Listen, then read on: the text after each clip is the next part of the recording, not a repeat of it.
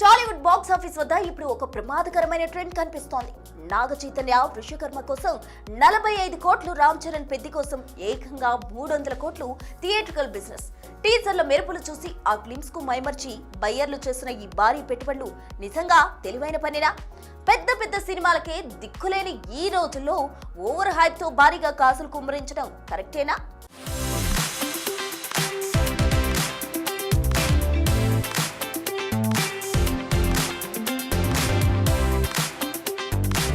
Cinema అంటే ఒకప్పుడు కళాఖండం, ఇప్పుడు కేవలం ఒక బిజినెస్ టిక్. టాలీవుడ్ లో ఇప్పుడు ఒక కొత్త జ్వరం మొదలైంది. అదే సినిమా కంటెంట్ కన్నా రిలీజ్ ముందే బయ్యర్ల దగ్గర కోట్లు కొలగొట్టి pre release gambling. Naga Chaitanya Vishwakarma అంటున్నాడు, రామ్ చరణ్ పెద్ది అంటున్నాడు.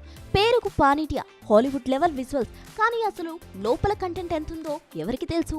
టీజర్ గ్లిమ్స్ పేరిట ఒక 2 నిమిషాలు ఎడిటింగ్ చూపిస్తే చాలు, బయ్యర్లు కళ్ళు మూసుకుని 45 కోట్లు, 300 కోట్లు డీల్స్ ఇచ్చేస్తున్నారు. గేమ్ చేంజర్ కి ఏం జరిగిందో అందరికీ తెలిసిందే కదా. టీజర్ల హడావుడి చూసి బయ్యర్లు మునిగిపోయారు.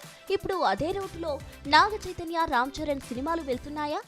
పెద్ది పేరుతో 300 కోట్ల వ్యాపారం అంటే ఆ సినిమా ఎంత పిక్స్ లో ఆడితే ఆ పెట్టుబడి వెనక్కి వస్తుంది. ప్రేక్షకులను థియేటర్స్ కు రప్పించడం ఇప్పుడున్న సోషల్ మీడియా కాలంలో ఎంత కష్టమో తెలిసినా ఈ భారీ రేట్లు పెట్టే డిస్ట్రిబ్యూటర్ల తెలివితేటలేంటో అర్థం కావడం లేదు. చైతూకి తండేల హిట్ వచ్చిందని, చరణ్ కు మార్కెట్ ఉందని రియాలిటీని మర్చిపోయి అమాంతం రేట్లు పెంచేయడం వల్ల చివరికి నష్టపోయేది సామాన్య ప్రేక్షకుడే. కంటెంట్ కంటే కాసుల మీదనే ఎక్కువ దృష్టి పెడుతున్న ఈ బిజినెస్ వార్ ఒకవేళ తేడా కొడితే టాలీవుడ్ కు భారీ రిపేర్లు తప్పవు. సినిమా రిలీజ్ అయ్యాక టాక్ ఏమొస్తుందో తెలియదు, కానీ రిలీజ్ ముందే ఇలాంటి బిజినెస్ రికార్డుల కోతలు ఆడియన్స్ కు విసుగు తెప్పిస్తున్నాయి. ఈ బిజినెస్ గ్లాంబ్లింగ్ లో గెలిచేదెవరు, ఓడేదెవరు అన్నది కాలమే నిర్ణయించాలి.